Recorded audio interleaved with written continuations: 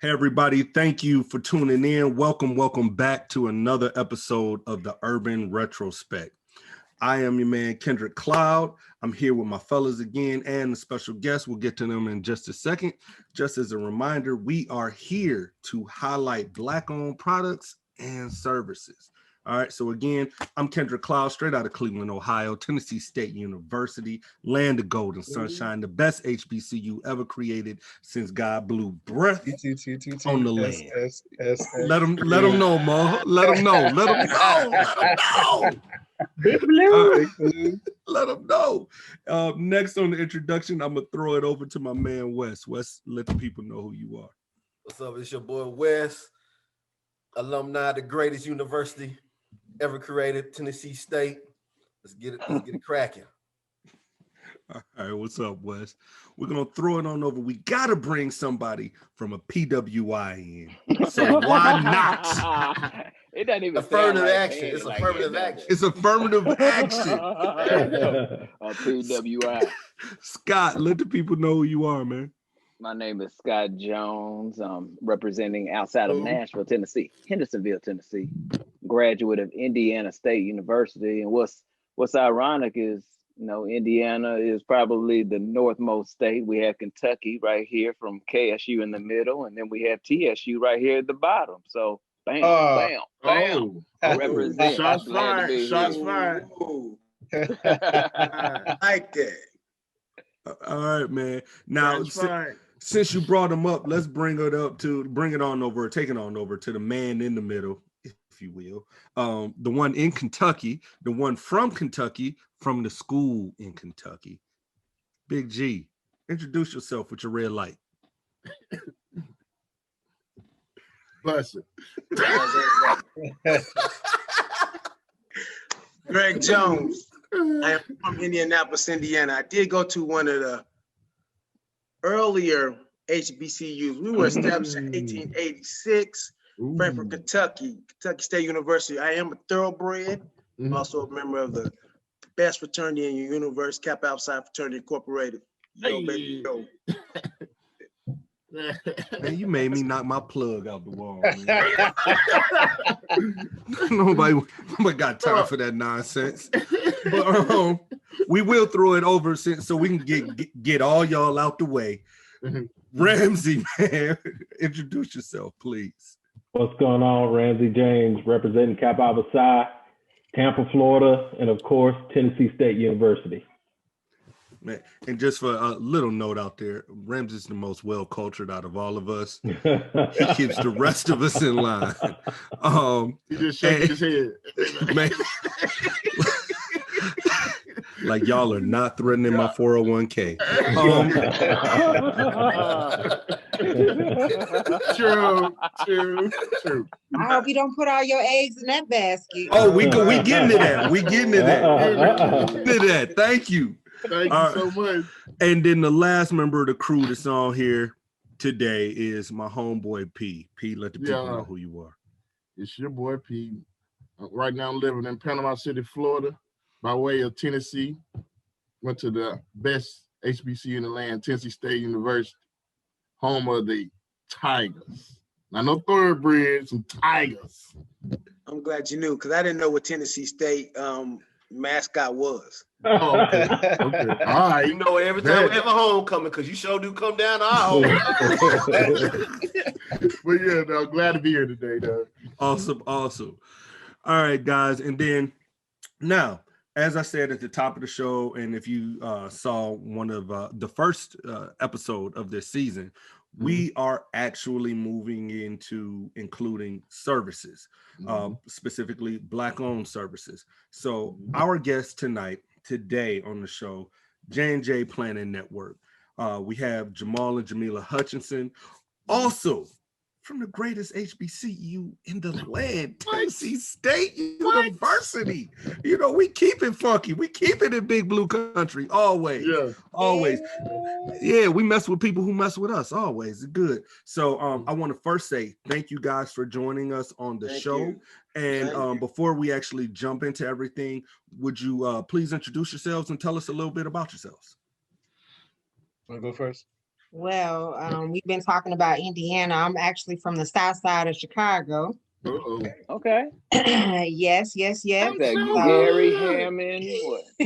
Yeah, I'm from the Wild Hundreds to be exact. Okay. Yeah. Okay. All right. My dad's Oh, from okay, Gary. My hey, dad's he said I'm authentic. Yes, but from Chicago, I'm a proud graduate of Whitney Young, which is the alma mater of our forever First Lady, Michelle Obama. Yeah. So yeah, Nice. and so I'm proud to be a dolphin and a tiger. All So right. yes. And been here in Nashville, Tennessee since I came to school. I went home that first summer and never went back. Except for Tennessee had that visits. effect on you, man. That Tennessee love, that's all. Yeah. and all that And life Tennessee was heat. much more affordable back then in Nashville. Yeah. Back then. Back then, yeah. Back then. But yeah. Professor. Yes. So There he is. my name is Jamal Hutchinson. I'm originally from Atlanta, Georgia, really College Park. You know, obviously College Park. I came to TSU back in 1997. So I was engineers with Wesley, Ken, Aaron. You know, all of us go back to those doc days. So you might hear some trauma from those days. But Yes. my last year in school, I decided I want to be an engineer no more. I went a totally different path. And that's kind of where we are right now. Met my wife probably 04. Yeah, it was 04. Actually, we met before. We met before 04. Get it right. On the couch. I was an Africana Studies graduate, and so we shared a mentor, Dr. Wendy. And so he introduced us to each other. Yep. Said, I got somebody I want you to marry. Like, what? Uh-oh. Ain't trying to get married. Wow. So I put him off probably about a year. I ain't trying to hear that. You know, whatever. Blase. Yeah, probably about a year before. Wow. Nice. Never heard that part of the story. All right. Yeah. I actually remember you from an Africana Studies meeting I went to my freshman year, Jamilla. Oh, wow. Yeah, I was forced to go. He said I was forced to go. I was forced to go. Where did you have on My that roommate sheet? dragged me out to it, and y'all got out there, man. I felt like, man, I ain't black enough.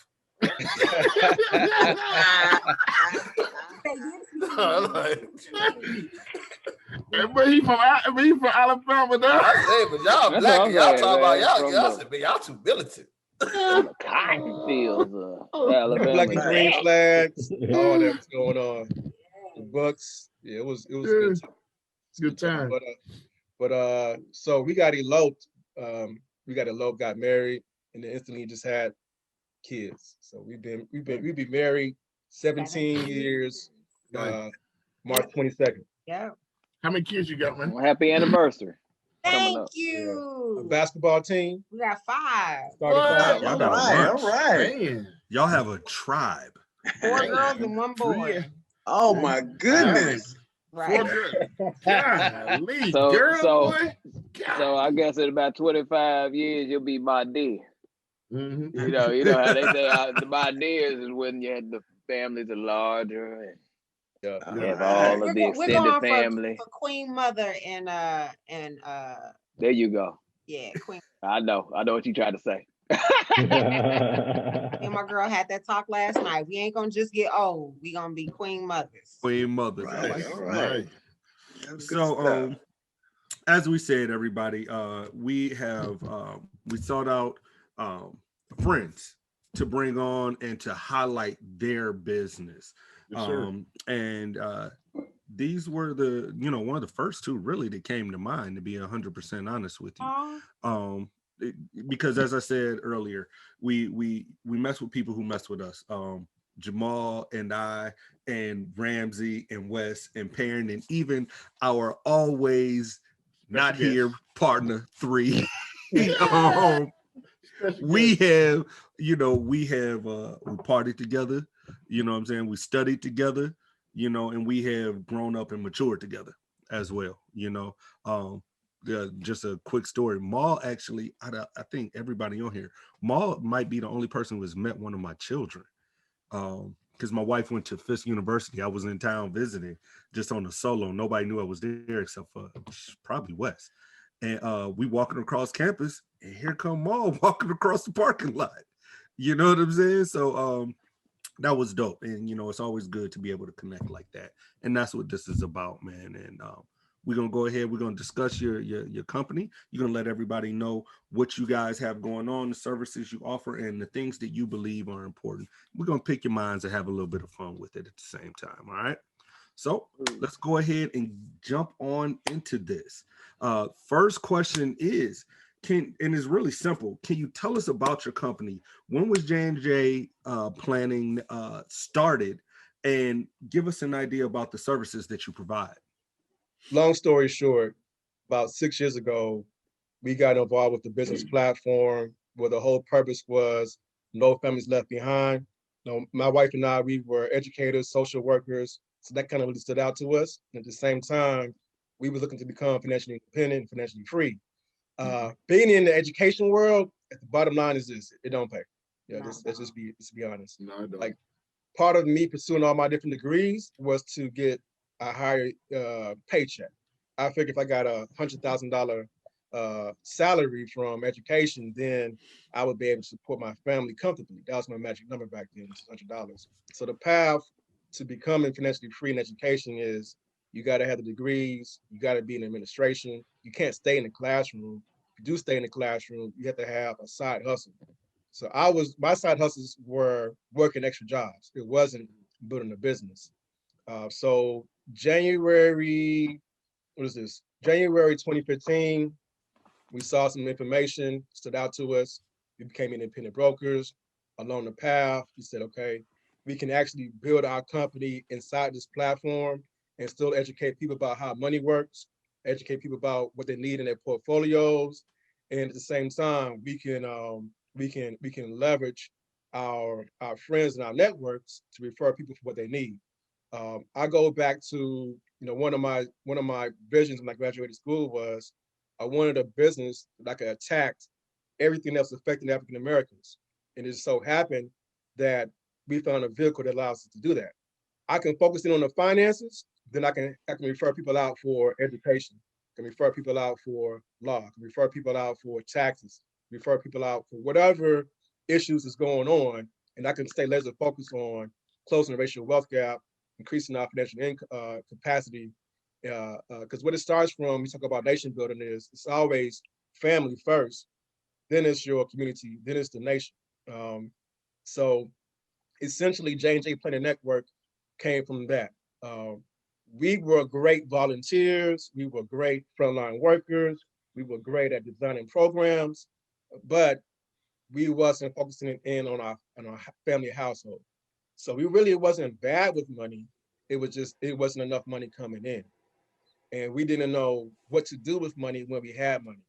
You know, because most financial advisors, they're going to charge you a nice little sum of money for a financial plan. Whereas with this company, we can do that for free. And then we can do the free financial plans, we can do everything that a financial advisor can do for you. But we're really focused on Middle America. And then after Middle America is anybody else. You know what I mean? Because I remember my first time sitting down with an advisor, you know, we wasn't making six figures when I was 24, 25 years old. He was like, whatever, get out my office, you know, bye. It's like a 5-minute meeting. Whereas what we do right now, I literally can spend an hour, 2 hours, and it's okay. Because at the end of the day, you know, if I can add value to your life, you're going to send me some referrals. And if you can't do anything right now, your referrals may be able to do something for us, and we get paid on the back end. from our service providers. So I would say the putting J&J Planning Network and seeing it as a full-scale business and probably happened a year or two after we was involved in the business. And really when we became full-time in the business, because we started off part-time. Being a business owner, the best thing I've learned is that you control your own time. So what stood out to me was I have a lifestyle business. And so I can design my lifestyle around my business. Prior to this, I was working a 9 to 5. I used to work at FIS. I was academic probation counselor over there. I ran a male initiative program called the TUR program. Instead of me spending time away working like a slave at Home Depot or group homes for 16 hours a week, I can now work my business, make the same income or double that on a part-time basis for my business. Now I have more time for my kids. Because I remember a few times, little kids, don't go. I was missing out. And I was like a single mother, even though I was married. She would be like, every time I got her pregnant, Jamal got another job. This just has allowed us to be more involved, to have the flexibility. The things I wanted in a dream job was flexibility, good income, personal development, and have some mentors. So now that's kind of what we have. We have the mentors. During this pandemic, just being able to respond when I need to respond to my kids' need. Pre-COVID, same thing. The kids took advantage of it. Hey, come eat lunch with me. Hey, I left my book back at home. Hey, this is going on. I could respond. Yeah. So that's kind of where J&J Planning Network comes from. And then we never think about it, but it wasn't. We didn't plan to get married and have the same names, but it is what it is. So J&J Planning Network is what? Jamal and Jamilla. Yeah. Him and Jane.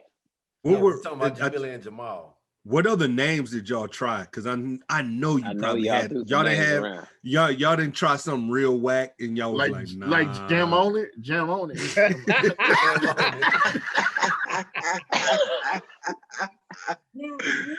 Damn square. J2. What's that? What did you say, Jamilla? We had different names for our team, like within our company. But as far as the company name itself, it was always J&J Planning. Okay. The network piece came from I was looking at other financial firms, and engineering crap. It's engineering me. It was like we can tie into different pieces, and it allows us to do other things with our company outside of financial services. So initially, this could be a holding company, and then we can have other companies within inside of it. But the main focus is still the financial education, the financial planning piece. So, but that was, like she said, that was the first initial company name. And then with inside of our agency, we've had different like team camaraderie names, like Team Overcomers, 100 Bands. I had a ghetto one. She didn't like my ghetto one. 100 Bands, right. It was Drake. It was about to say, you about to get these 100 bands. So, took it back to College Park. Yeah, you did. So now our team name is Talented 10, Leadership Development. Okay. We're bringing back the Du Bois and the Booker T. Washington theories and just applying it to our people. Because the idea is that literally we are the Talented 10, and our job was to go back and raise up our community. Du Bois and Booker T. Washington has kind of had a different philosophy about doing it, but really if we bring both of them together, the synthesis, we can take over the world. And so once we have this knowledge, especially where we are right now, we can cut the learning curve for people below us, mentor them, and then we really can make some effective changes. And now our friends are in powerful positions, C-suite level positions. So our access to creating this new lifestyle for our kids and our kids' kids can be actualized if we connect. When we connect, I shouldn't say if we connect, but when we connect all the dots. So I heard a little bit about your story. So where does the entrepreneurial spirit come from? Did it evolve into this, or was there a deep-seated thing? You saw uncles had their own business, aunties. Did you see this where you came from, or it's kind of evolved into that thing? Well, now that I think about it, I had a cousin that went to Tennessee State, and he used to have all the cool t-shirts. He was selling t-shirts back in the day that said "No need to guess, I go to TSU." Wow. He had He like said, wow.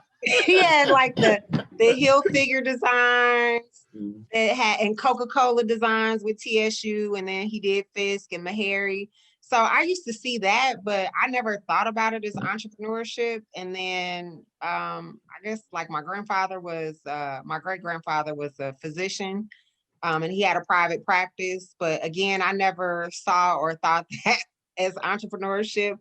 For me, it was kind of like I never wanted to work for anybody. I really just wanted to read, write, research, and travel. She's a bad And employee. yeah, I am. And I wanted to be a wife and a mom. And so, yeah, I never really wanted to work for anybody. I, at one point, wanted to be a college professor. Okay. But once I kind of learned that they don't really make any money, Don't make money. yeah, Nope. I'm straight on that too, because that's a lot of work. A lot of work.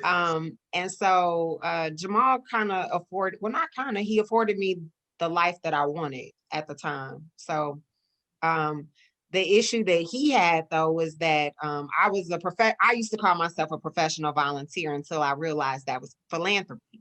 And so I would volunteer my services. I became a mother baby specialist. So I was like a doula, a breastfeeding educator, a parenting educator. So I was doing all this mother baby work. And then 2008 hit and Jamal was like, yeah, I need some help, you know? And so I, went to work. And so the thing was for me that, everything that I did was basically around family.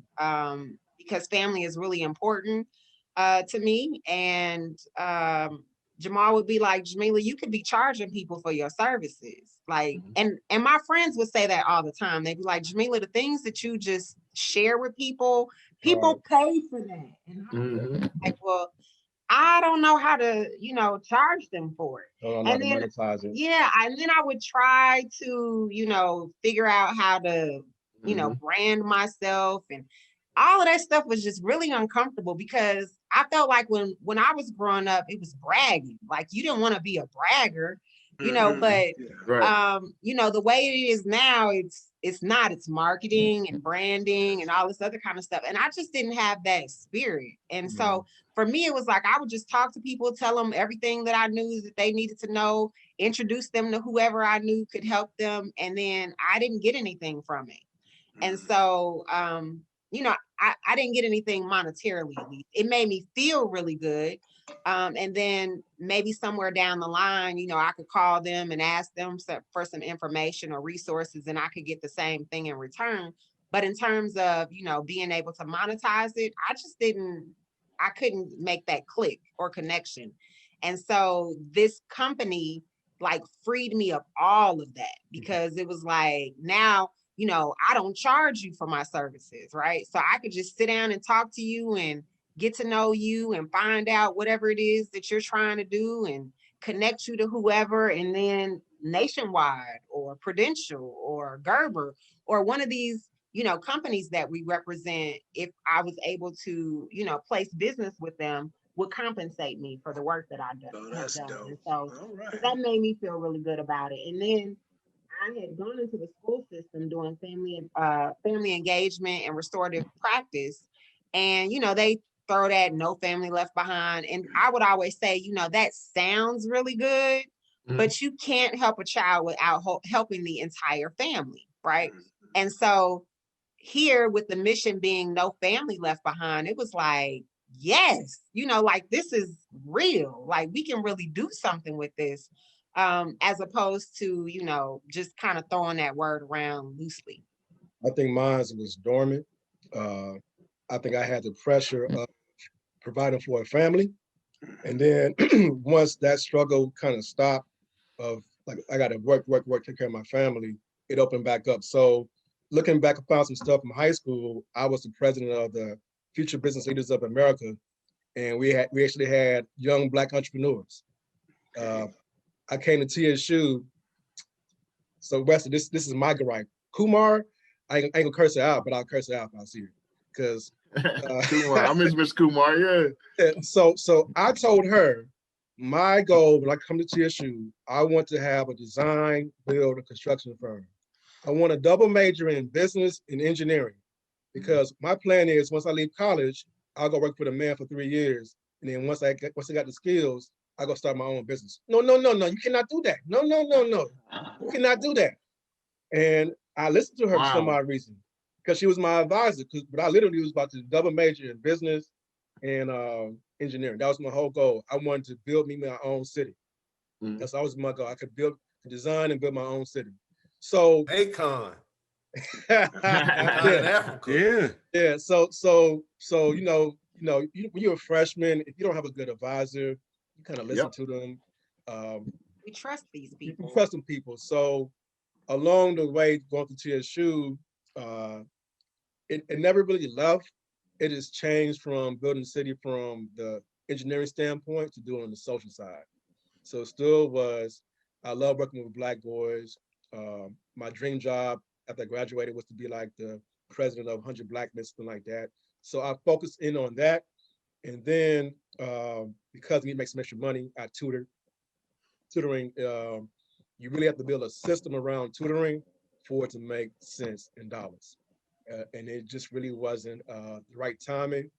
I thought about doing some consulting business, because listen, the hustle is you get an RFP, you consult about some new thing that just hit the market in education, you get a contract with the city, you making more money than teachers are making money. I saw people come in and give some crappy ass trainings, and it was making buku cash. So I can do that. Yeah, and Jamal always had like these great papers and proposals, whatever he was doing for school. I would just be like, Jamal, why aren't you doing this? Like, forget, this and that. Like, you should be doing this. Like, I was always trying to market his programs. So I just got one thing to add. That terrible counseling, that wouldn't have happened at KSU. Hey, what I would say is that experience taught me how to be a great advisor when I'm an advisor at FIT, because I could guide my students through that process. And that was part of my story. Well, you can't shut down their dream. You can't shut down their dream. I understand you making lemon out of lemonade. Yeah. Hey, wouldn't have happened at my school. It probably happened more than you know. That's why people dropped out a whole lot over there. You know what I mean? Yeah. Graduation rates. Yeah. That's true.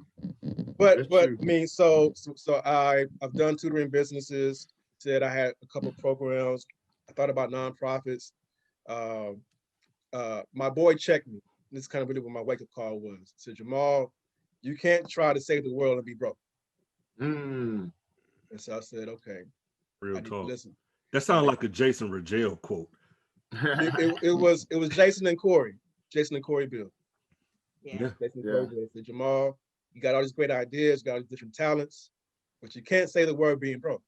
Yeah, so at that point, we decided we were going to come off the front lines, no longer volunteering or doing any of those things.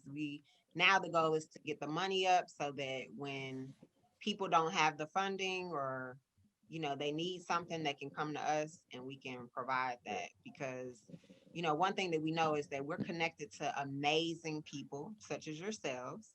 And, we know people who have amazing programs and ideas and all that other kind of stuff. But at the end of the day, money is the issue, and we cannot look for people who profit and benefit from our problems to solve them.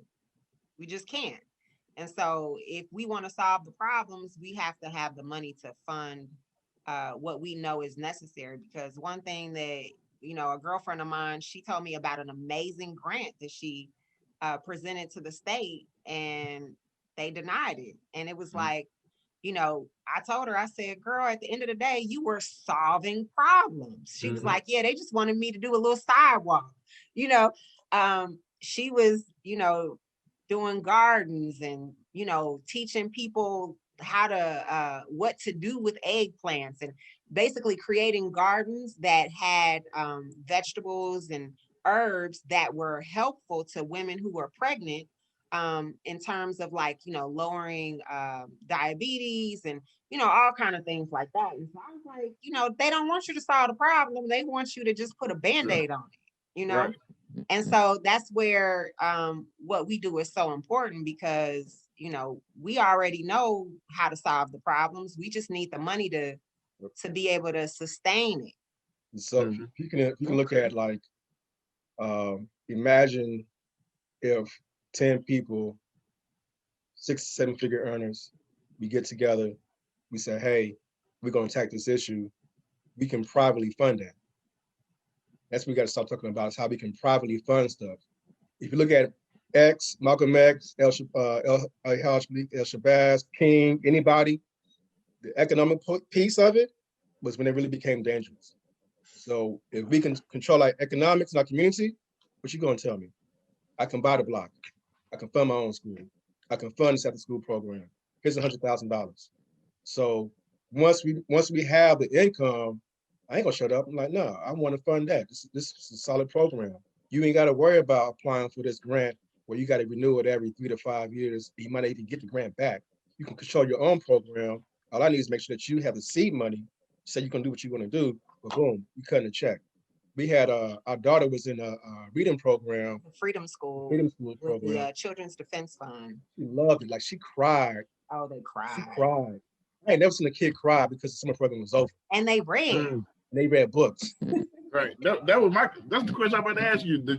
Does your kids have the same drive and ambition as y'all do? Are they picking up? You got 4 girls, right? 4 girls. So my daughter, she's the go. My daughter's the go getter. My son laid back. So you got 4 girls. So are they go getters like y'all or what? Everybody has their own personality. They do. Okay. The 14-year-old's probably the one, but both of them, the 14 and 16-year-old. They are. I think what it is just, you get parent deaf. You have the influence of your peers that may not be on the same level as they are. The music, so they have their moments where you're like, yes, you get it, because they actually bring us business, believe it or not. A lot of times, like I've had our 14-year-old, she's been in programs and, she'll come home like, you need to talk to so-and-so because she'd be great in your business and blah, blah, blah, blah, blah. And then I call and say, hey, my daughter said that I need to call you and talk to you about, business. Now, it doesn't necessarily mean that they're going to do it, but, hey, it makes it easier to blame it on my 14-year-old reason that I'm calling when it don't work out. And then our son, he's actually brought us business, and so the thing is, I told him, I said, look, if you get referrals, I'll give you 10%. That's a high percentage. But for him, it's good money. Yeah. Because a good case for us, somebody does $1,000, we could make some nice money in this industry. I'll give you 10% of that. Now, if you get your friends involved, I'll give them 5%, and you still get your 10%. That's cool. So he's mind calculating this and this. Yeah. I'm gonna get this much. Okay, cool. And it does have the 14 and 16-year-old more like, I'm not going to college. Yeah, that's one of the drawbacks. I ain't gotta go to college. But we okay with that. Yeah. I'm okay with that. I'm gonna say, I told them, no, you have to go to college for your network, right? Because I think the issue is that, for white kids, they go to college to have fun and to, just explore, find themselves, all that kind of stuff. And then there's usually a job waiting for them when they graduate, right? Right. But for us, we go to college to get a job. So my thing for them is that's not what college is for. You're going to college to network and to pledge alpha and delta. But you're right about that, because you got to think about why people want to go to the Ivy League schools like Harvard, Yale. It's not because, and that's why they parents are paying money illegally for them to go, because they know they're going to be around people who kids are CEO of businesses, hedge funds, and everything. And that's how they get a job. And so that's what I tell them. Like, you have to network and get to know, what your friends' parents do, What do they aspire to be? Like, change the conversation, because I know for myself, like, I didn't realize that some of the people that I was in high school with were who they were, and who they were connected to. And I say that because, like, Farrakhan's granddaughter was my classmate. Wow. Yeah, and then, you know, I'm finding out later, one of my girlfriends, her father was the department head of the African American Studies program. And, you know, here I went to TSU and majored in Africana Studies. And so I just bumped into him at Tuskegee at an ASCAC conference. And I'm like, wait a minute, you're my friend's dad, you know, and didn't know, you know, the roles that some of these people played in their professional lives. And, you know, it's just because we weren't taught to have those conversations. And so It's true. we're teaching the kids now, you know, to have the conversations. I've been trying to get the 14-year-old, though, to read Dale Carnegie's book, the teen edition, for How to Win Friends and Influence People. But she said, we don't talk like that. So I'm like, okay, Kamaria, I need you to read the book so that maybe you can write the book for Black people. That's dope. Dope. It's not working right now. So I guess I'm going to have to do it with her or for her. It's a culture change going on right now, and I don't know if everybody else has noticed it. I know, I believe, I feel in my spirit, and this was happening pre-pandemic, where I think that we are going through almost like a golden era for Black professionals, where people are becoming aware of so much, and it's not just the people in our age bracket, right? We're all around the same age. I've talked to my young homeboy, who's 10 years younger, homeboy, he's 10 years younger than me. He was in the military while I was working at the military base. And, you know, the conversations that I'm having with you guys and other mutual friends, they're having it right now. So when I say that, like, we can't discount, we can't miss Kumar people or Dr. Kumar people, you know what I'm saying? Like, we have to go ahead and feed this and plug it and nurture it, because this is coming. Not just our people, all people are coming, but all of these people who have kind of been forgotten about, it's coming. There's an awakening, a gathering of knowledge that's going on. That's a good thing. Aquarius. What would you call your specialty there at J&J? So we have burger, shakes, and fries. I was like, burger, shakes, and fries. So we do life insurance is important. So we do term policies. Now, what I would say is, you cannot just have life insurance on the job. For anybody listening to this message, don't come with that dumb shit. I didn't mean to curse, but I did. That's real talk. Yeah. You have to own something outside of your job. There's been a lot of new changes in the marketplace. You have to understand that the company job is to make money, and the policy you have is not going to cover your full insurability needs. So we call it DIME. Your debt, your income, your mortgage, education. You want to have at least 10 times that amount. So term is good. Term has its pros and its cons. One of our flagship programs is something called a living benefits program. Everybody needs to see if they qualify. Listen, everybody needs to see if they qualify. It's a living life insurance. If life happens, when life happens, you can pull from the value of your death benefit. So those guys on this call right now, my prior career, I was doing research on prostate cancer. Prostate cancer and colon cancer are prevalent in Black men. Guess what? This is a preemptive program. If you were to get diagnosed with prostate cancer or any kind of form of cancer, you actually can pull from the value of your death benefit to take care of your medical needs, your living expenses, and it's tax-free. It's literally one of our business partners had a heart attack a couple of years ago. He had $1 million policy. The company cut him a $350,000 check, tax-free. One lump sum. One lump sum. I actually had that plan with you, Jamal. Yes. That's their plan with us. You ain't getting 10% with. You ain't getting 10%. He ain't breaking you. He ain't giving you a discount since you got a plan with him, man. Yeah, but no, but we're good friends because we know that if anything happens to us, we can. He's covered. Yeah, he's protected, and we don't have to worry about My dog. GoFundMe. Yeah, and that's the thing is no more GoFundMes. So the term policy is like this. That's like your cell phone case in your cell phone. That's going to protect your health. That's going to protect your wealth. That's going to protect your income. If anything was to happen to you, critical, chronic, or terminal, you actually can pull from the value of these death benefits. So if you have 18-year-olds, 18 and above, you're not too young to see if you qualify for these policies. They're very affordable. You just got to qualify for the medical. I would even say the 18-year-olds, like if they have income, make them pay for it themselves so they can start building that muscle to save their money. Because at their age, like $20, yeah, $25. it's very affordable. You know, we spent $20, you know, On a whole lot of stupid stuff. Yeah. But yeah, that would be our fries. We'll talk about some cash accumulation insurance policies.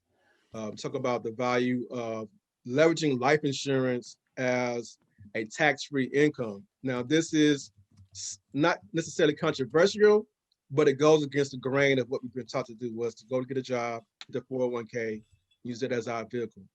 But this vehicle actually does everything you need it to do for you. You can build your wealth, you can pass your wealth down, you can have long-term care, you can have literally a tax-free income when you get ready to retire. So it does everything for you: life, health, wealth, income. That's one of our flagship programs. It's a lot of research out there on it. We just haven't been exposed to it. So number one, when the market grows, you grow with the market. Market tanks, guess what? You didn't lose any money. You lock in. Right. So you can literally build your retirement fund through a life insurance policy because it's a tax write-off. It's a tax code, not a tax write-off. It's a tax code. That's all it is. It's a tax code. I'm playing a tax game. Yeah, because you know how you would hear things in the media, how they talk about tax advantages and loopholes for the wealthy. There are none. It's just don't know about it. They are having conversations that we are not having. Agree. Right. That's it. So the old form is whole life. We've been told whole life is good, whole life is bad. What we have to understand is that everything gets upgraded. And so IULs are out there, some other different programs out there. I'm a strong proponent of the Index Universal Life product. You know, we have it on our kids, we have it. So it's a powerful vehicle. It's a powerful vehicle. Long-term care. If she was to get sick, guess what? We can pull money down for long-term care. I have a client right now. When he retires, he's gonna be able to pour down $100,000 tax-free from age 65 to age 100. And then if he passes, whatever he doesn't use cash value-wise goes towards his beneficiaries, plus his death benefit. Now, on top of that, here's something really important. We have to have conversations about wills, power of attorneys, healthcare directives. That's included in the policy. We've seen several cases. I mean, last year we saw Kobe pass. What do you have in place? He had the will plan, he had the legacy planning in place. We saw Chadwick Boseman, Black Panther, no will in place. None of that stuff is in place. So I have a question. Just since you brought this up. So if you are in a situation like, let's say, my old man, all right, I am an only child. My father has no siblings, no living siblings, you know, and when he passes on, he's trying to be under the assumption of, oh, well, everything comes to me. I'm like, dude, you need to put it in writing. You know, you need to put everything in writing so your intentions can be clear. Can you please speak to the importance of that? Yes. We have to talk to an estate lawyer. We can talk about with our parents. This is the hard conversation. Is getting our parents, number one, to be open to tell us what you got going on.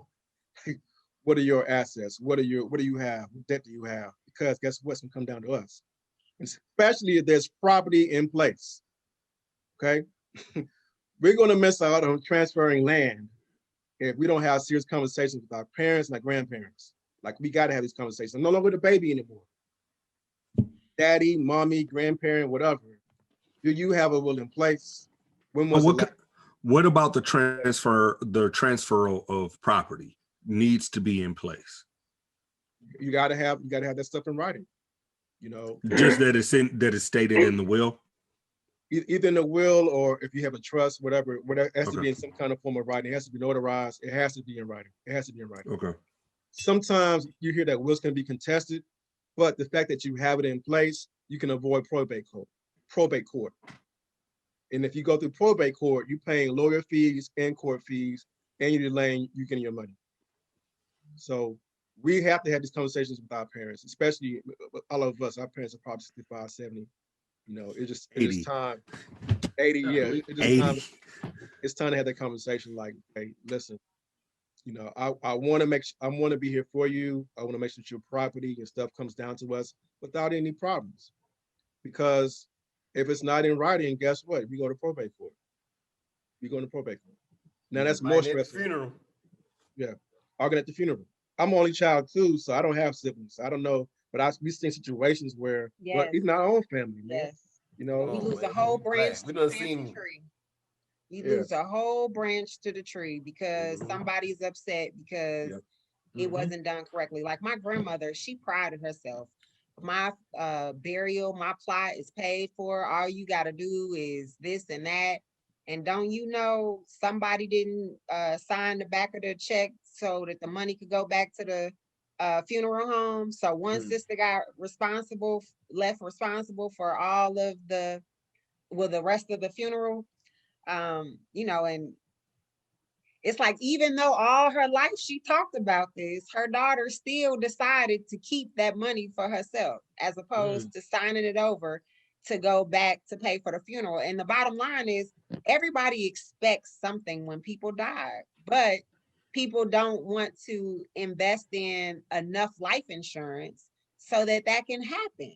Number one way to pass on the. And it's like in other communities, they are like, oh, I'm the oldest living person in the family. A baby is being born. I'm going to take out a life insurance policy on myself. And when I pass away, that baby is going to inherit well, you know, but we don't talk like that. It's like, I don't want you to benefit off of me dying. Yeah. Why the hell not? You know what I'm saying? Yeah. Like, and one thing she said to me a long time ago is that family is a business. And I like what you said earlier. It's a shift in the culture, but we still have to push it. Yes. We still got to educate people about how do we close this gap? What are the wealthy doing? Success leaves clues. We just have to make sure that we have the right moral code attached to how we want to spend our money and how we want to pass it down. So if this is the game, take away the evil side of it, plug in your moral code to it, and make sure that you have the right stuff in place, not only for you, but for generations to come. So a good book to go along with that is What Would the Rockefellers Do? And so when you look at What Would the Rockefellers Do or what they've done, you can see how they still have wealth and we know their name as opposed to the Vanderbilts. Like I only know Vanderbilt because I'm in Nashville. I didn't know nothing about Vanderbilt in Chicago. But here, you know, we know about Vanderbilt, the school, you know, but when you read history and look at, you know, the Rockefellers, JP Morgan and the Vanderbilts. We're talking the same people. Exactly. And they did different things with their income, with their wealth and how they laid it out for the generations behind them. And so the Rockefellers kept their money together and created a family bank, whereas the Vanderbilts, everybody got their cut and went their separate ways. And so, you know, that's you know, success leaves clues. That's something that we need to start investigating and applying, implementing. Yes, for our own communities. So what I tell people all the time is level to this. Like this is our lane. There's several ways to become financially independent. All it is that if you want to focus on stocks, great. That's your thing. That's your lane. You focus on that. Our lane is this: family banks, life insurance, exposing people to the value of it and how important it is, the financial plan piece, the legacy planning piece. And then we can all come together and we can change the direction of where we're going. but it's about understanding more about what's going on. We can't put our head in the sand anymore. We can't expect that our jobs are going to take care of us. This is not. And that's exactly what my question was for you, was why is life insurance important for the Black family? And you all pretty much just touched on all of that. Go deeper. Right. I'm like, yeah, well, I know that's a whole nother show. Let me just say this too, because coming from Chicago, I think about every time if a Black body fell, right? If $500,000 came into the community, every time a Black body fell, do you think they would keep letting them fall? Do you think that it would go down the way that it is? It wouldn't. They would not allow that to happen. Well, you just saw how it went down for $1,400 in Indianapolis. Yeah, exactly. No, I missed that. Oh, well, is that the guy that did it? They thought he should get some? Well, yeah, there was killed about 4 family members off of that COVID check. Stimulus? Yeah, the stimulus check. Wow. Yeah. For us, $1,400. For us, it's even with babies. Listen, there is a generational wealth building tool that you can put in for babies. That's, I'm gonna be honest, it's more powerful than the 529 plan. You're not locked in for educational costs. Doesn't count against you as an asset when you apply for college. And it's not in the market. Hey, break down that 529 plan. Well, we know that 529 plans are typically for people who want to send their kids for college. It's a nice program. You wanna make sure that your child can at least have some money for college. But what if I'm 18, 19, I don't want to go to college, college. Or if you have a full ride and you don't need that money for college. Now you got to pay a penalty for using that money for something totally different. And you have to check to make sure that your 529 plan can be used in other states. Some 529. What do you mean by that? Because and so I'm asking for a personal reason because I got one on each kid. So what do you mean to check to see if they can be used in other states? Sometimes 529 plans are locked into your state. The state in which you currently reside or the state in which it was originally purchased? Okay. So this other baby strategy is like a life plan. You do the same contributions on a monthly basis. You can overfund it. If my child doesn't want to go to college, cool, no problem. You want a gap year, we're going to pull money from your policy. You 16 and you want a car? You pull money from your policy. You're 21 years old, 22 years old. You wanna go get a house or apartment. We're gonna pull from your policy. What if he just the F up and you say I want my money back? Ain't no money back. Nah, I ain't gonna get that. Oh, okay. You'll get nothing. You can't get 100%. The parent is in control. You're in control of it. The parents are in control of it. So you don't have to change ownership at all if you don't want to. Matter of fact, you can be selfish. You can use that money for yourself. You can upgrade your house. Because that's what I was talking about. So can't you do that with the 529 just at a penalty? Well, there's a penalty. Take the penalty. Yeah. And so would you want a penalty or would you want the money to be tax-free? No, don't. Hey. Yeah, I agree. I agree. I want the money. I'm asking for knowledge because I have 529s on both of my little girls, right?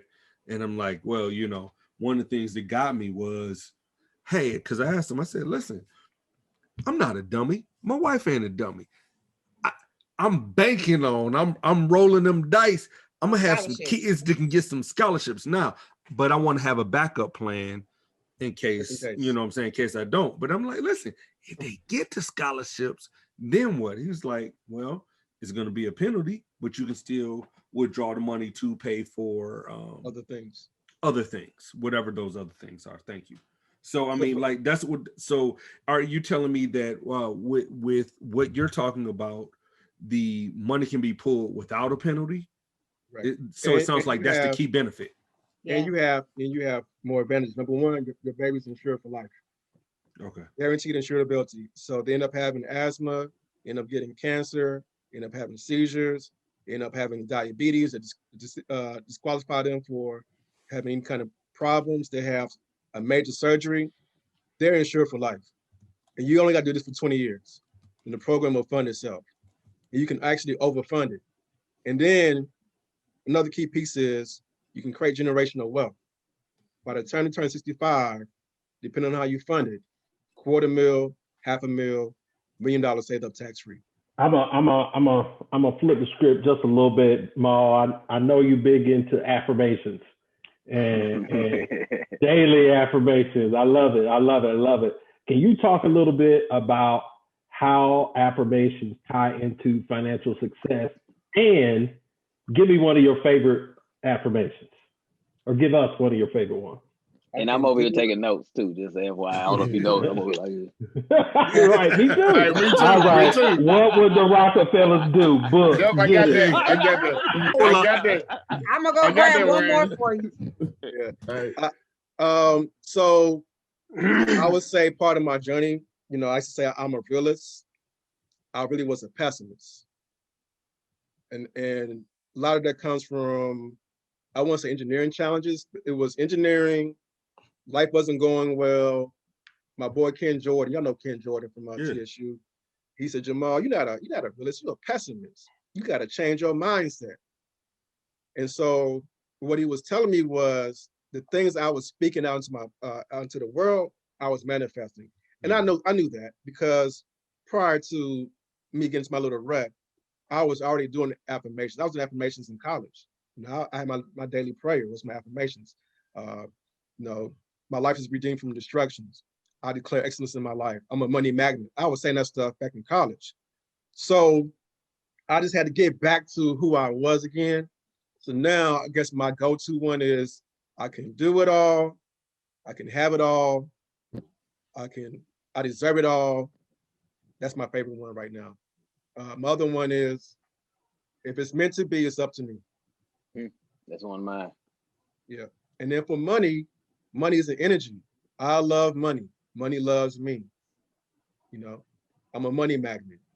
I'm designed to be, I deserve to be prosperous and abundant. Abundance follows me everywhere I go. You know, so we got to start believing claiming it.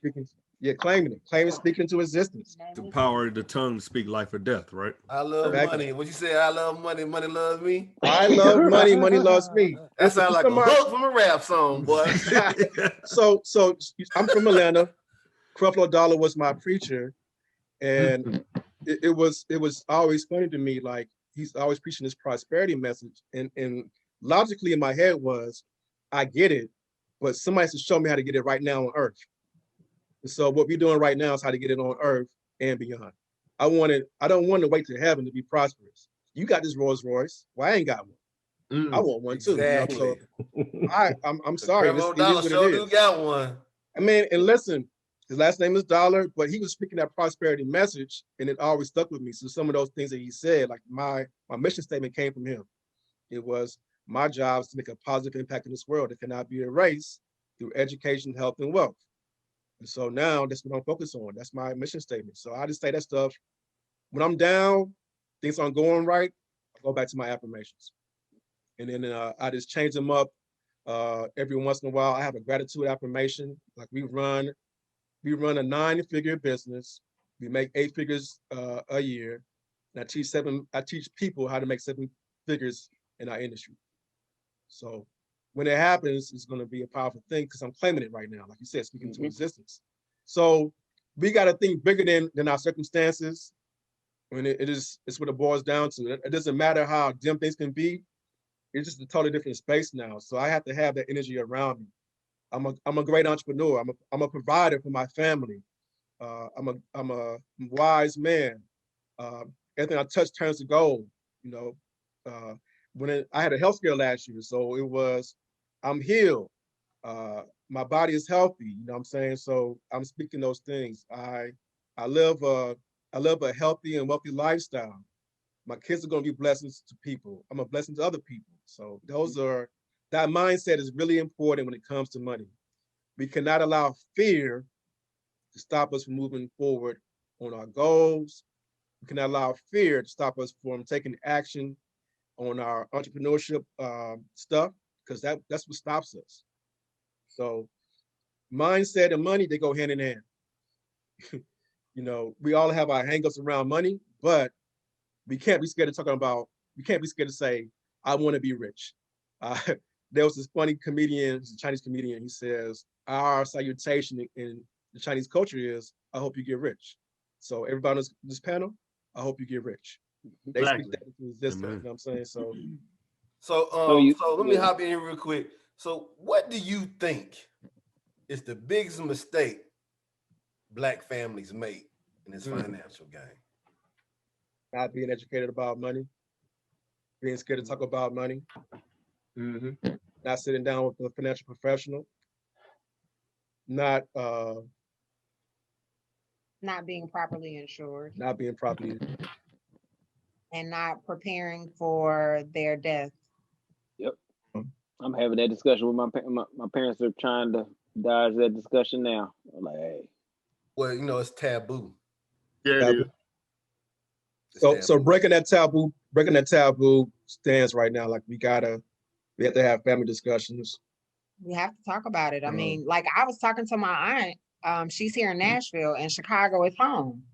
And so in my mind, she would want to go back to Chicago to be buried because we have one more plot left, and she's the oldest person living amongst the group that purchased it. She told me, I don't want to go back to Chicago. And I said, well, damn, I'm glad I said something because I sure would have thought that's where you would be going. I'm like, well, where do you want to go? Right. And she's like, I don't know yet. And I'm like, well, like somebody needs to have that conversation. And unfortunately, well, she's not my mother, so it's not my responsibility to handle that. But I feel like it's going to become my responsibility because I'm the woman of the group. Her sons, I don't really see them, taking that on. But if you don't have the conversation with me, then I can't assume that that's my job, and so I'm gonna fall back. Right. But yeah, it's important to have these conversations. And so I felt like, I need to get her to have this conversation. So I was telling her, like, I'm trying to figure out where I want to be because while we live here in Nashville, I don't really feel like I want to be buried here. But I don't see going home. And so I was like, well, maybe that's because my plan has been to live abroad. I want to, I told the kids, like, when we leave Nashville, like, I'm trying to be in the motherland and just come back to the States to travel during HBCU homecomings, and just check on the property, like, hey, travel for HBCU homecomings. I'm serious, like, because I didn't go to all of them when I was in undergrad. So I got some homecomings that I need to, to check out. Yeah. I would say another big mistake is that not being properly educated about how money works. Yeah.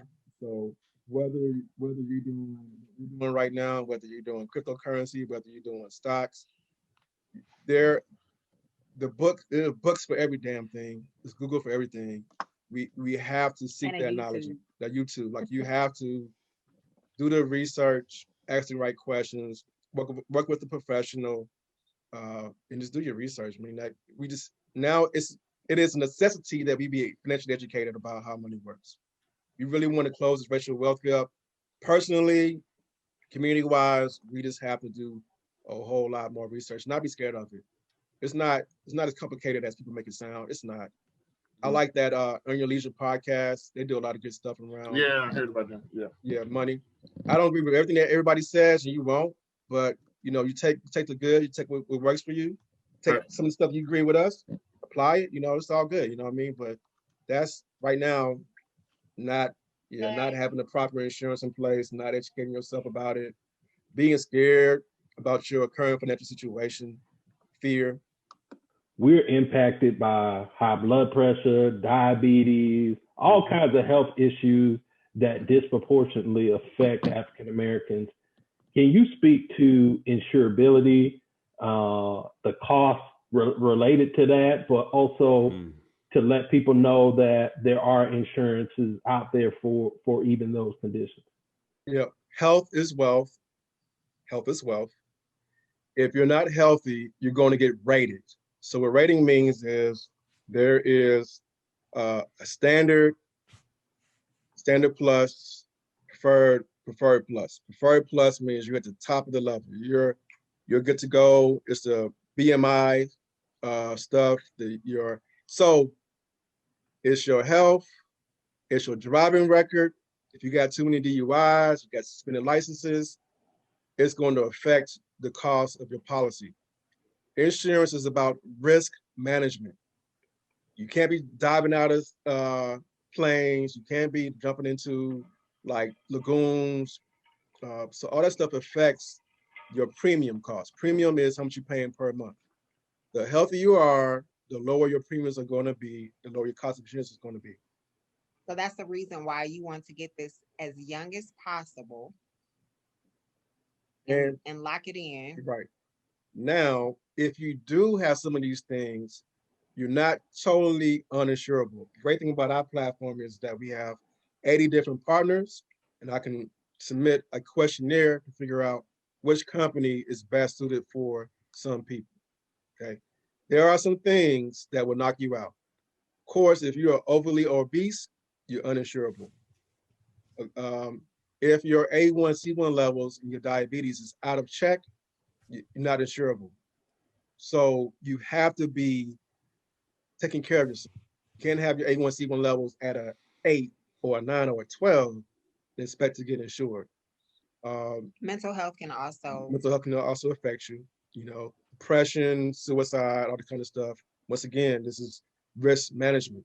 The less risky you are, the more insurability you are. What else has come up? For my veterans, before you go on 100% disability, get a policy in place.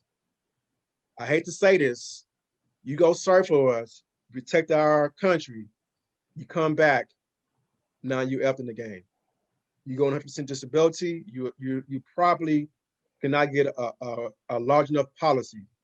You can get a guaranteed policy for a low amount, but like a big policy with $100,000 above, you're not going to get. It's not going to be possible. So that's a big thing.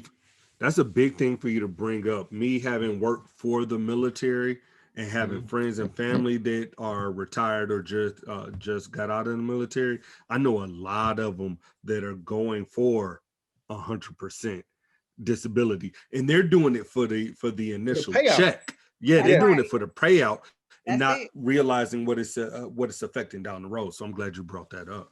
Yeah, that's been scary for us. Like that really has been scary for us because we got a lot of military friends. It's like, you did what? Oh, wow. And they're doing it for the guaranteed check, but it affects so much more. It's short-sightedness. We're trying to take care of ourselves right now because they got a guaranteed check. So there are some things available. We got people approved. I got a young lady approved. She had diabetes. She has Index Universal Life Policy. One of our new business partners, he got a young lady approved. Her uncle told her that she could never get insurance. She had sickle cell, but she has living benefits. So it's case by case. Our job is to fight for the stuff on the back end with the underwriters, and if we can fight for the case, we can do it. If you've been diagnosed with cancer, if you've been in remission for a few years, you can now apply for it. But while you're going through the cancer, no, you're not insurable. So it just depends. It really, this is why everything affects us. We got to talk about our health. You know, what the foods are we're intaking. Like you said, get it while you're younger. If you're older, change your eating habits. Start working out. You know, move your body at least 15 minutes every day. And I'm going to say this about COVID. Say this about COVID. COVID's going to change the insurance game. Absolutely. It's already started a little bit. So if you have COVID and you have not been in a hospital, you may be okay. No lingering effects. You got a 30 days to apply for insurance. If you've been in a hospital, depending on the company, you've been on a ventilator, you have to wait at least 6 months, plus have a clear lung scan that your lungs are clear. COVID's going to change a whole lot when it comes to the insurance world. It's going to change. They're going to start changing the rules. Terrible, because the COVID messes up your lungs. You know, exactly. It's a scarring to your lungs. So I don't know if y'all know I'm a nurse, so this just like what. It's like, Don't make sense. Oh, it does. It makes sense to them, yeah. So when that scan come back, they know exactly what they're doing. When that scan come back and your lungs were scarred, you're not, or you won't get approved. Right. Or you won't get approved. Right. You got to keep in mind, insurance companies are one of the most popular companies in the world. Why? They are risk managers.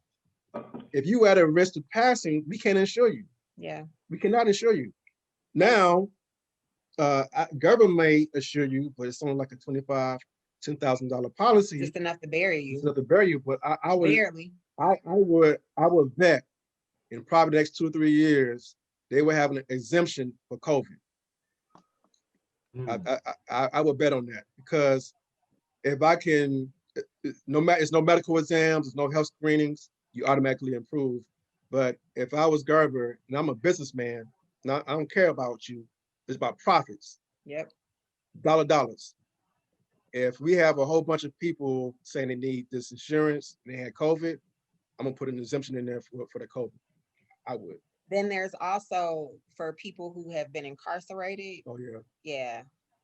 So if you've been incarcerated, depending on the charge, depending on what happened, you're not insurable.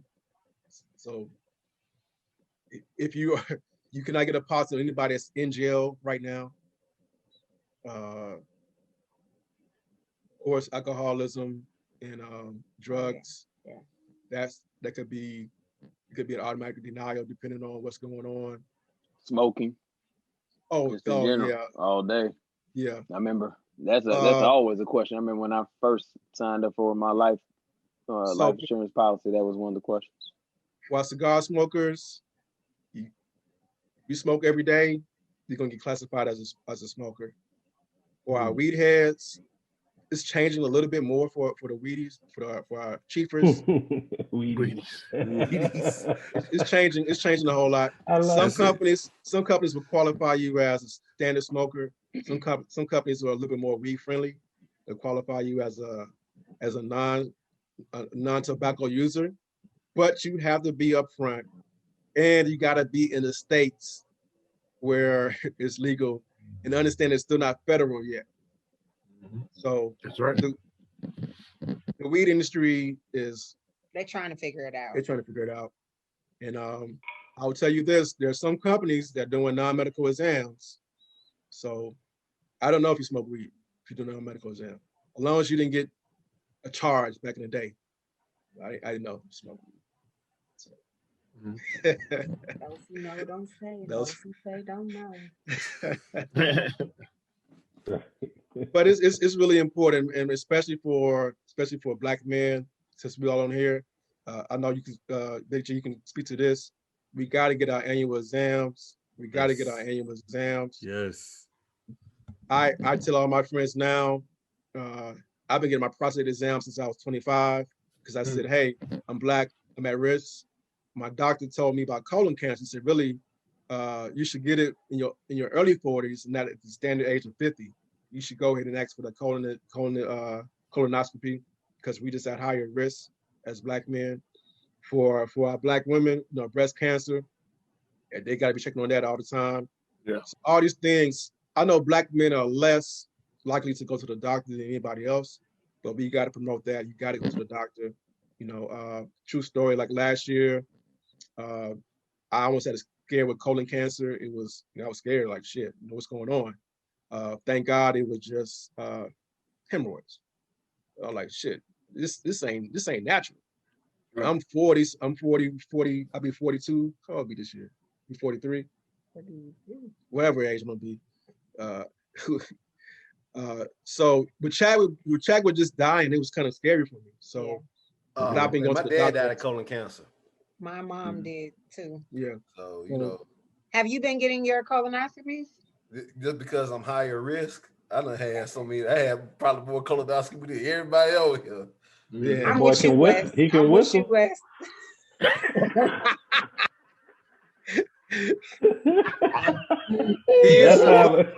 how many he had.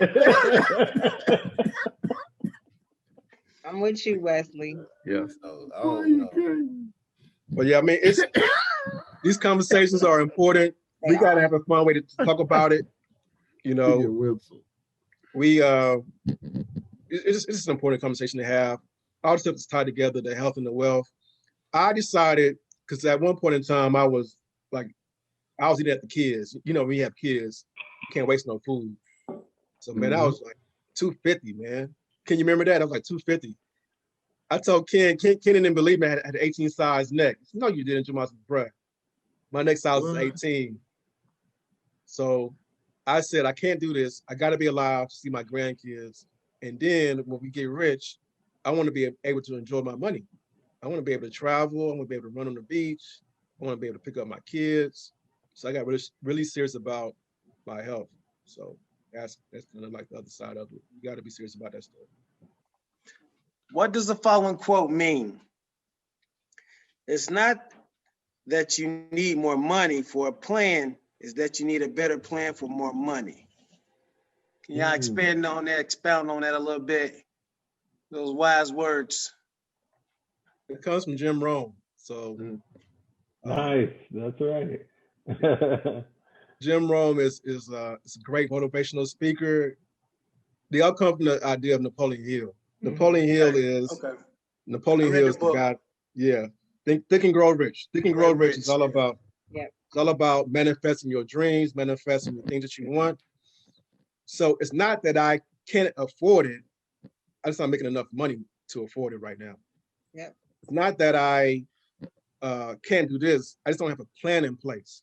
Listen, we all are business majors, engineering majors, nurses. It's all about strategy. When I have a strategy in place, I can now put things in place to attack a particular goal. Well, you got to have a vision before you can develop strategy. Yeah. Everything starts with that thought. Yeah. So what is the vision for yourself? What is the vision for your family? What is your vision for your community? Now, let's talk about educating ourselves. After you educate yourself, we have to take action. That's the biggest thing. You got to take action. And so if I have a strategy, I'm executing my action plan, then I can get there. And I just make minor adjustments along the way. So for me, that's what it means. What are your thoughts? Okay. Okay, well, we're in alignment. All right. Words of wisdom. This and that. Okay. I'm going to ask you a question. And basically, you just got to give me the answer. If you want to expound, you can expound. Okay, my first question is, corporate sponsored retirement plans, 401k, or tax-free income retirement strategies? Which one? Tax-free. Tax-free. Tax-free? Okay. Absolutely. This is for a question because, like I said, you former Africana study, Jamilla, and Jamal, like Malcolm, Du Bois, Malcolm X over here. Have you ever had a bean pie? And tell me, how does it taste like? It's good. It's good. It's really good. It's really good. It's really good. I was shocked. I was too. I was shocked. Now, true story. My first bean pie was like in 2018. That was my first bean pie. That might I have never been had mine. one. It's Now, good. now let me ask you, is it a Bush's baked bean pie or is it Right. I don't know. Right, good question. pork and bean? Yeah, Ain't no pork in there. I give you that. Ain't no pork in there. Yeah. Yeah. Yeah. Is it fried? Is it fried bean pie? I have no idea how you make it. I don't know. It's just good. Is it Somebody sweet? bought us one. Yep. And we like, okay, Yeah, sweet. right? Because listen, I like bean pie. I don't want to be in the bathroom after the eat this bean pie. Yeah. But it was really Supposed to good. be sweet, bro. Yeah, it's sweet. It was sweet. It was really good. Okay. The crust. That may be just some baked beans that they put up in the pie. I'm surprised they came up with no bean cobblers. It's called baked beans. Bean cobblers.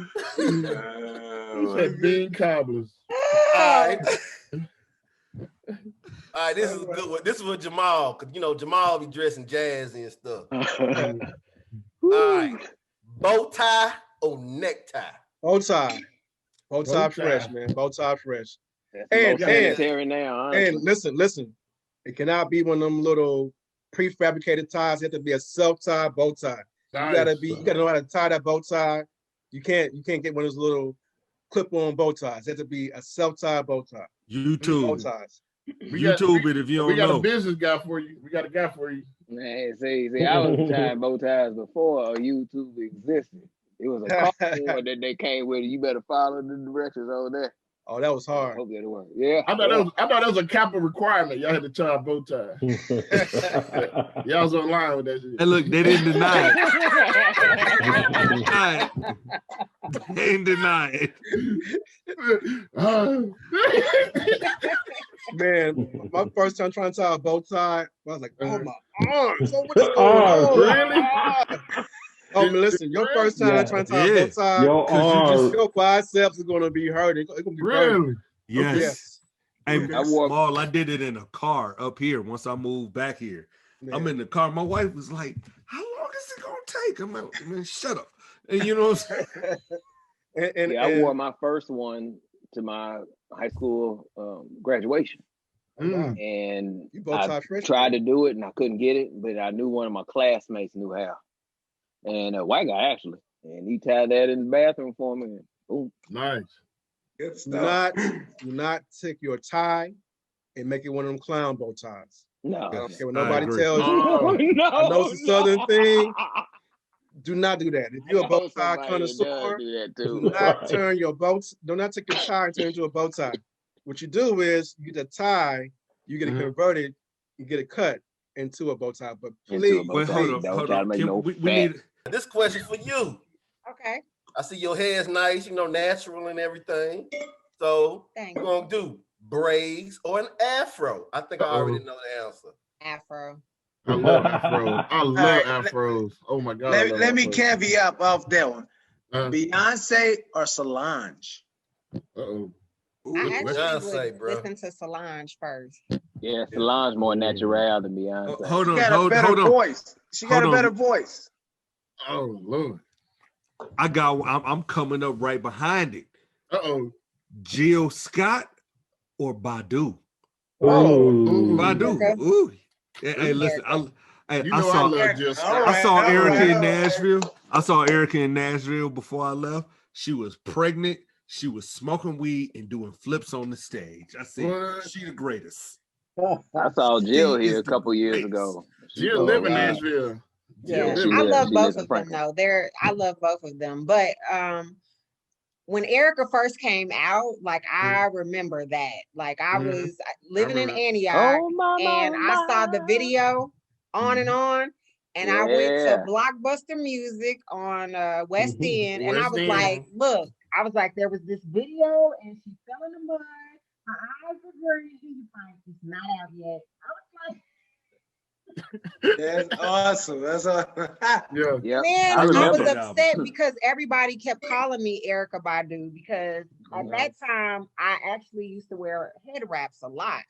And that was before she came out. So then everybody thought I was trying to be like her. And I was like, I am not. Like, this is what I was already doing. And I have green eyes. So they were really calling me Erykah. So, yeah. Hey, I love Erykah Badu. Erykah Badu Live is my favorite album. That or Worldwide Underground.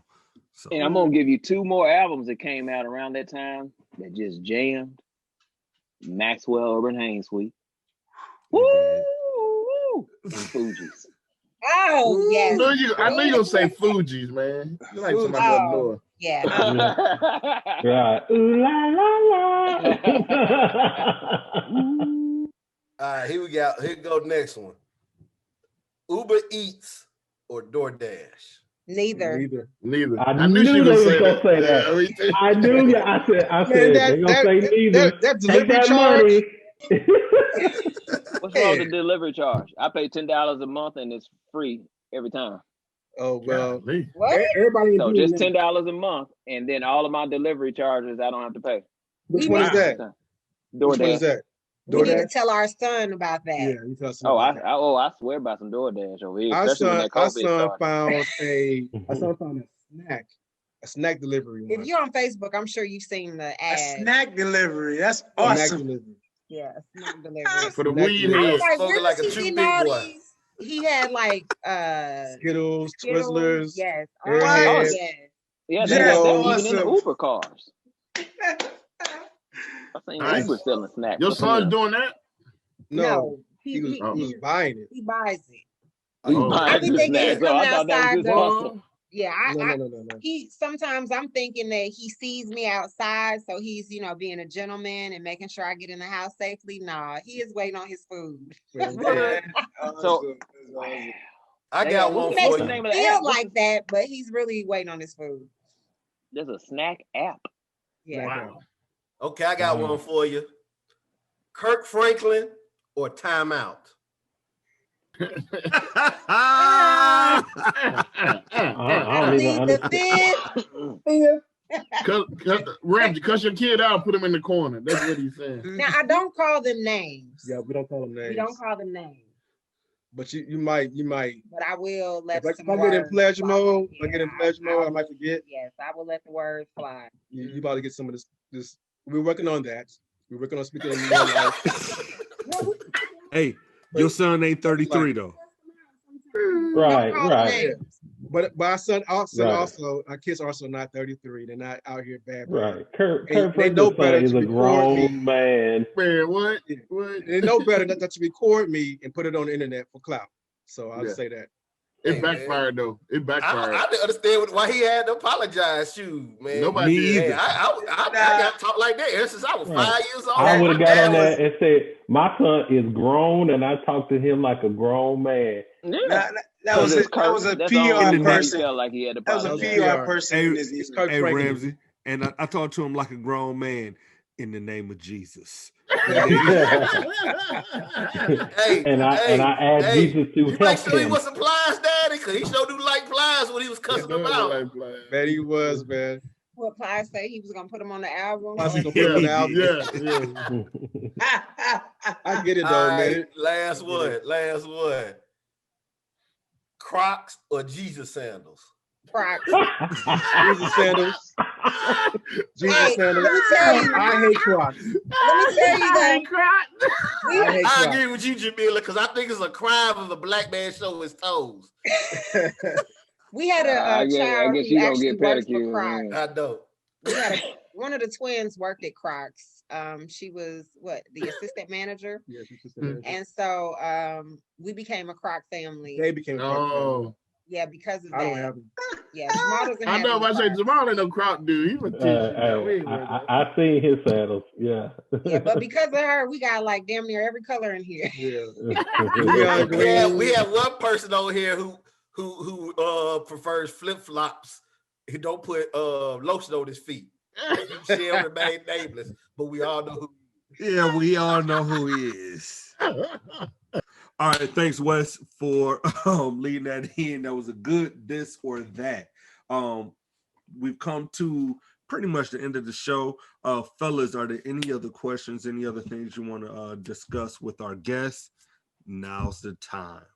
Well, I'd like to contact you about possibly some insurance. So yeah, me too. Yeah. I would say my words of wisdom are that work on your mindset. Mindset is everything. Mm-hmm. Don't let fear paralyze you from moving forward with any kind of plans. Moving forward as a on your personal level, on a family level, become more educated about how money works. We're available. I'm gonna plug us first. But definitely seek out the information from licensed professionals, and then educate yourself. Believe bigger than what you believe right now. Stop procrastinating on your goals. The world needs your talents. We need your talents. This is a conversation that we must have if you plan to change our legacy forever. It is very important that we become financially savvy, that we can change the world. Anytime, history-wise, you look at if we control our income, we can control a whole lot. So my mission, my purpose is just to help people understand how money works, help them become millionaires, because it's not that money is everything, but I can do more with it. And it just has to have a purpose. And so our purpose is tied with a moral code and just the spirit of changing our community and changing everything else. What else? At the end of the day, especially for my fathers, wake up, protect yourself, protect your family, leave a legacy, and go from there.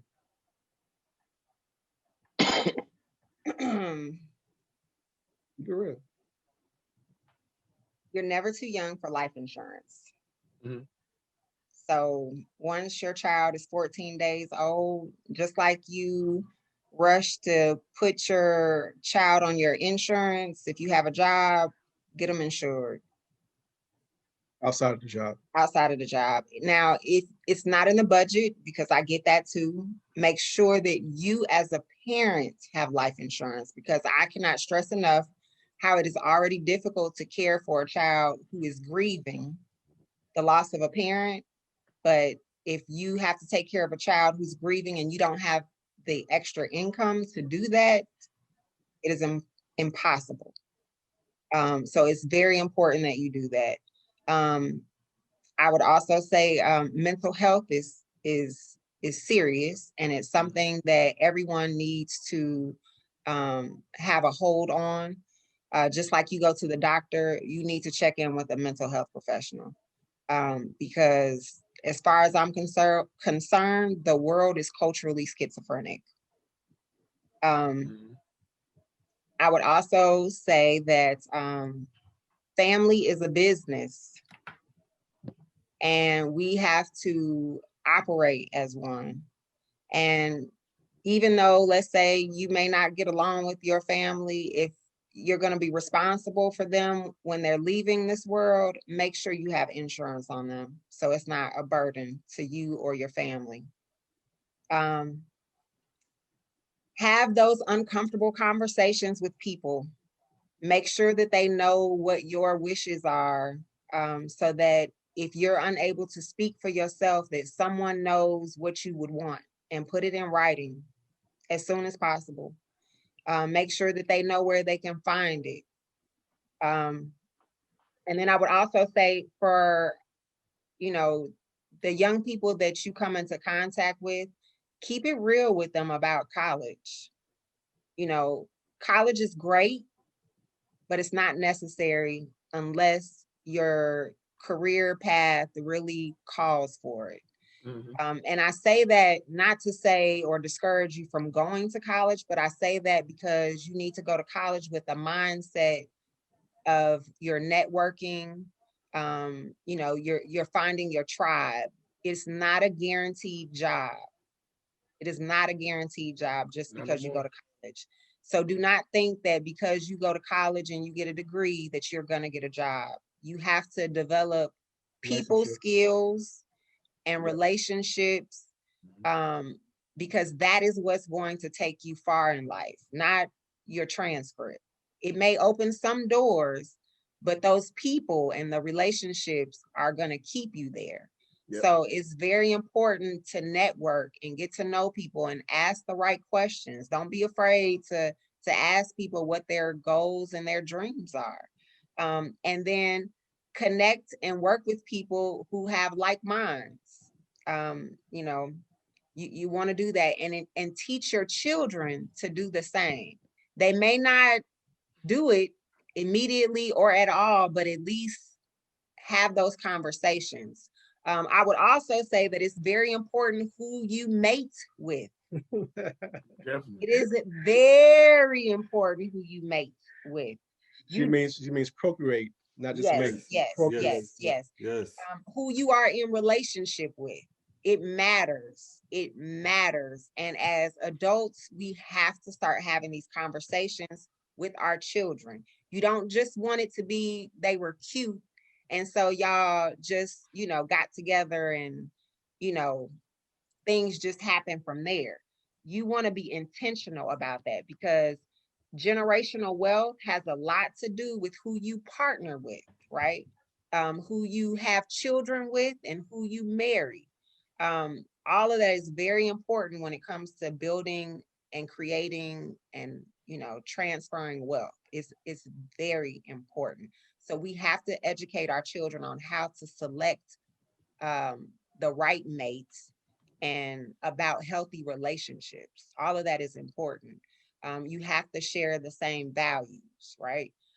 So that is very, very, very important. And then what else would I say? Oh, I'm a share 2 other books with you guys. This one is Secrets Self-Made Millionaires Teach Their Kids. And this is by Steve Siebold. He has other great books, but this is one that is really great for families. And it actually has a workbook with it. So, well, you go to the website and download some workbook pages, but it's a great tool to, start having money conversations with the family. It's like a daily lesson. So, just like you do Bible study or, your religious studies, you can add that in there as well. Another good book that I came across was Creating Money, Attracting Abundance. This is another good resource. I'll add one more thing. With our friends in this new era, let's have more money conversations and more business conversations. I think we're at a point now that we can collab, connect, let go of our ego. You can make money with your friends. You can have a podcast with your friends and have sponsorships by Google and everybody else. I'm going to put that in existence for y'all. We have some major sponsorships by Black-owned companies too. So that's coming down the pipeline. You know what I mean? Hey, Ashe. So that's my thing now. Let's just all win. You win, we win. That's the culture we need to come from. And we gotta collaborate and work together. So for we can keep on going and just cut us off. Yeah. So I just want to say that. Well, I think one of the things that we've already started to learn as a collective is that we're starting to see the pieces even more so than our professional and personal lives. Even with this, we're seeing the pieces come together and where we can go if we work together and use the resources being friends and family and acquaintances that we know, colleagues that we know, to get ahead. And when I say we, I mean we as in people of color, specifically Black people. So, that was a great way to wrap it up. So thank you everybody for tuning in. We've come to the end of the show. What's up, Maul? One more thing. So go ahead. Ways to connect with us. Our website, our personal website is still in development, but if you're on Instagram or you're on Facebook, it's JandJPlanningNetwork. And it's the and sign. So JandJPlanningNetwork on Instagram and Facebook. And then our personal pages, you can find us on there too. King Mall 06. I'm Love 97. She don't really be on there though. But. No problem. Well, I'll tell you what, after the show, just go ahead, shoot it to us and we can put it in the credits at the end. Appreciate it. Okay. All right, I appreciate this opportunity. Yeah, thank you guys. This was fun. Much fun. I'm like, no problem, because guess what? I learned so much. Black folks get our money straight and our money up. Yes, sir. And work together, because you can never make too much money. So don't think just because you comfortable where you are that you shouldn't have more money, because again, like Jamal said, we need all of us to have 7 and 8 and 9 figures coming together to the table. So if you are open, leverage us so that we can increase our cash flows together. That's what, honestly, I promise you, this is what we're doing, man. We all having an epiphany. This started from an honest idea, and we're gonna see how far it goes from here. Exactly. Like So that on the t-shirt. Oh, and we got you. We'll get you on that. Thank you, JandJPlanningNetwork, for being a part of the show. Blessings to you, your family, your business. Thank you to everybody that has taken the time out of their busy days to tune in and watch this. If you want to get in contact with us, hit us up on that brand new website, that www.theurbanretrospect.com. You see over there, over Scott's back behind Pete. You know what I'm saying? You can also catch us on YouTube at the Urban Retrospect. Hit that subscribe button. That's where we are. You can get the information coming straight to you. You can email us at theurbanretrospect@gmail.com. Let us know if you want to be on the show. This is starting to pick up. I'm excited. So come on, hit us up, and we'll get you on, man. Listen, we down to earth and we act stupid. So we got you. And then finally on Twitter, we can be found at Retrospect 1619. I always mess that up and I got it right today. Hey, baby, let's go. You know, and we're on Facebook at the Urban Retrospect. All right. So again, thanks everybody for tuning up and tuning in and turning up. And as always, we wish you peace, love, and retrospect, man. Y'all take it easy, man.